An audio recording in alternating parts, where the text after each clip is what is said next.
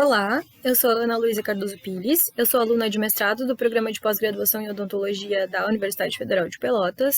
A minha professora orientadora é a professora doutora Tatiana Pereira Sensi, e hoje eu vou apresentar para vocês o trabalho intitulado Técnicas de Remoção de Pinos Intrarradiculares, um estudo in vitro.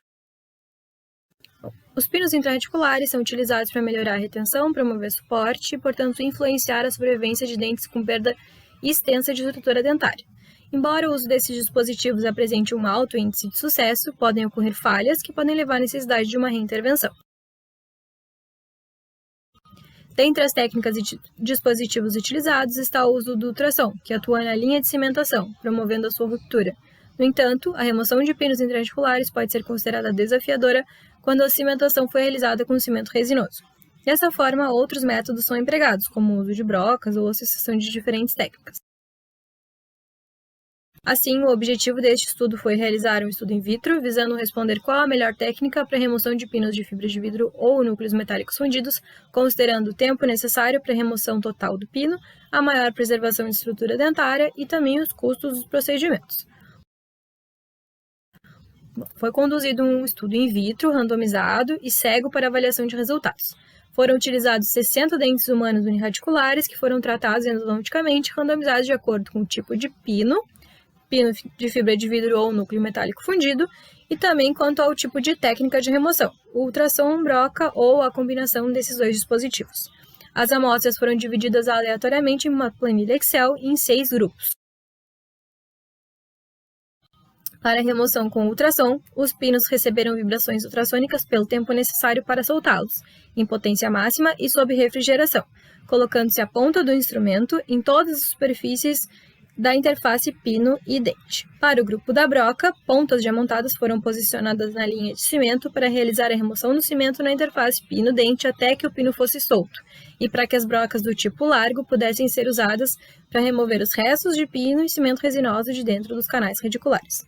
No grupo combinado, pontas diamantadas e brocas do tipo largo foram usadas para criar espaço adequado para a ponteira do ultrassom na interface pino-dente. Os custos foram feitos para cada dente de cada técnica, considerando apenas custos diretos. O tempo clínico foi calculado individualmente, considerando o tempo para a remoção total de cada pino em cada dente. A avaliação da estrutura dentária remanescente foi realizada por meio de radiografias periapicais. As medidas foram consideradas como a diferença entre as radiografias iniciais e finais na região cervical dos dentes, 3 mm abaixo da junção cimento-esmalte. O nível de significância utilizado foi de 5%. Para análise do tempo necessário para a remoção dos pinos, utilizou-se o teste de ANOVA. Kruskal-Wallis, seguido de Mann-Whitney, foi utilizado para comparação de custos, e o teste de T pareado foi utilizado para comparação da perda de estrutura dentária. Não houve diferença estatisticamente significativa entre os grupos, considerando o tempo gasto para remover os pinos. Mesmo assim, os pinos de fibras de vidro demoraram mais para serem removidos quando se usava apenas ultrassom, enquanto os núcleos metálicos fundidos com ultrassom foram os mais rápidos de se remover. A perda média de estrutura dentária na região cervical foi de mais de 35%, quando apenas a broca foi utilizada para remover o pino de fibra de vidro. Para o grupo de núcleo metálico fundido com ultrassom, embora tenha havido uma diferença estatisticamente significativa antes e após a remoção, que foi cerca de 10%, foi a menor perda de estrutura de todos os grupos. Com relação aos custos, a técnica combinada teve os maiores custos em ambos os tipos de pinos. Os menores custos foram nos grupos de núcleo metálico fundido e brocas e núcleo metálico fundido e ultrassom. Não houveram diferenças estatísticas entre os grupos mais caros, que seriam os pino de fibra de vidro e núcleo com a técnica combinada. Da mesma forma, não houve diferença entre os grupos mais baratos, que foram o núcleo metálico fundido com ambas as técnicas, broca e ultrassom.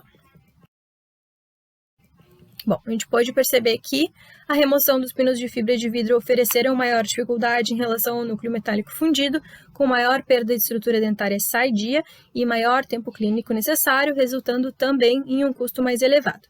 Ainda, optar por remover pinos com brocas pode resultar em uma maior remoção da estrutura dentária em comparação com outras técnicas. As nossas referências. Muito obrigada!